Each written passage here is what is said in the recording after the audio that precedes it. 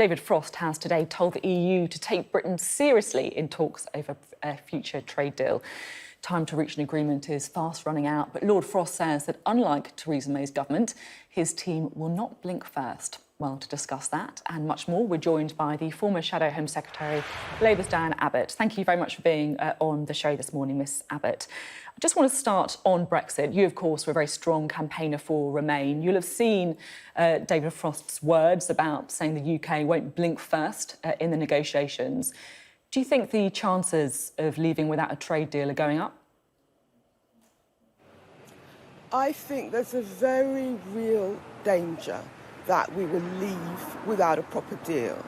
And that could be disastrous in many ways. We've spent the past weeks talking about channel crossings.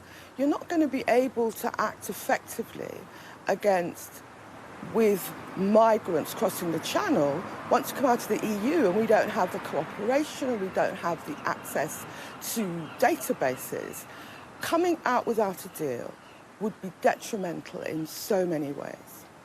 You say that we won't be able to act on migrant crossings effectively without being in the EU, but this has been going on for years and we haven't been able to act effectively on it for years. Does this not mean that perhaps we need to just shift our policy when it comes to dealing with refugees, dealing with migrants? Many people would say, for example, that we need to take a tougher line on people trying to cross from Calais and actually look at people in refugee camps, families who may not have the money to get to Calais in the first place and aren't supporting people smugglers. Well, certainly we should have more safe and legal routes. But what I'm saying is, without access to criminal databases, actually cracking down on the criminal smuggling gangs will be more difficult. And with no deal, we will not have access to those databases. We won't have the cooperation with Europol. But we're in the EU, we've had the cooperation of Europe, and we still haven't managed to crack it so far.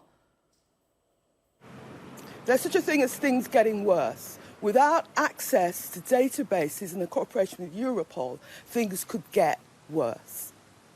OK. Now, on Friday night, climate change protesters, Extinction Rebellion, targeted the printing presses of newspapers, including the Sunday Times, the Times, the Sun on Sunday, the Telegraph as well, the Mail.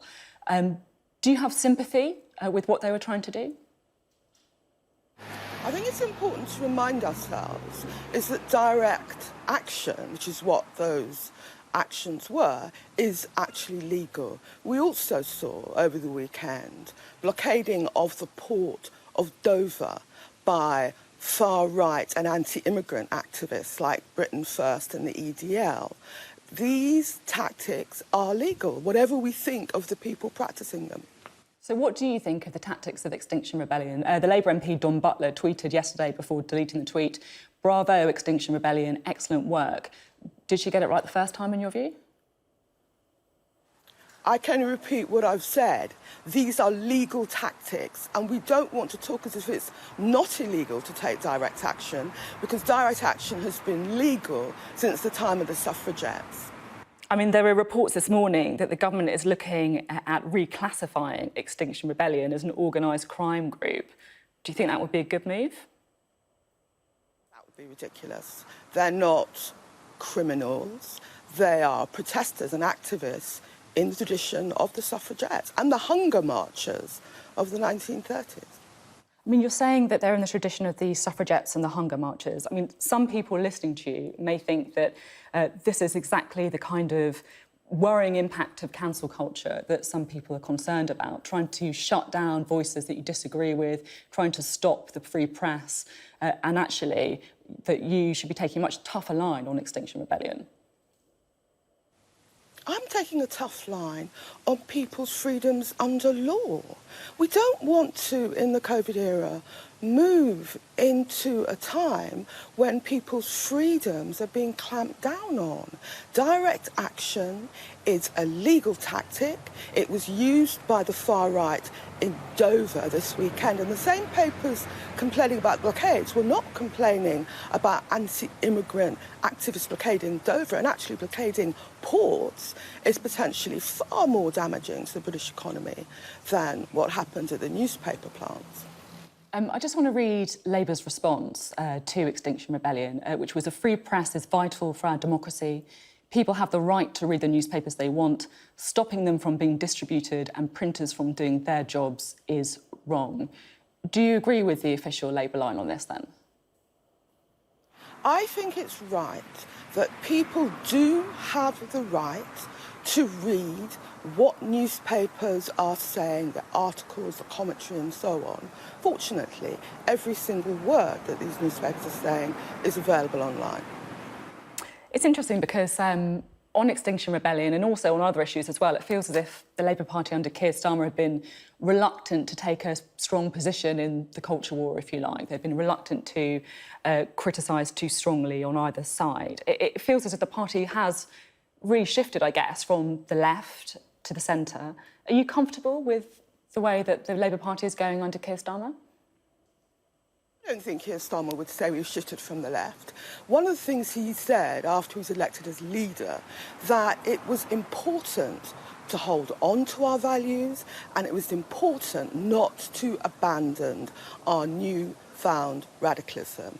He said that the case for a strong, radical Labour Party is as important as ever. So I don't think that Keir Starmer would say that we've shifted to the right.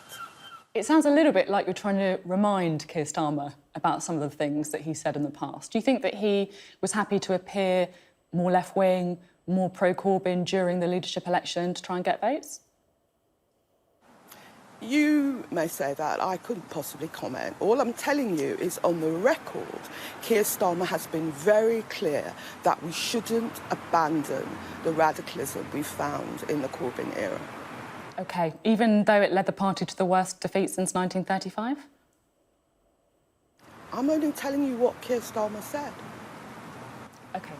Now, it's the first interview that I've done with you since the Black Lives Matter protests. As a former Shadow Home Secretary, also, of course, the first female black MP, I'm interested in what you think about the police in this country. Do you think that there is a problem with racism in the police?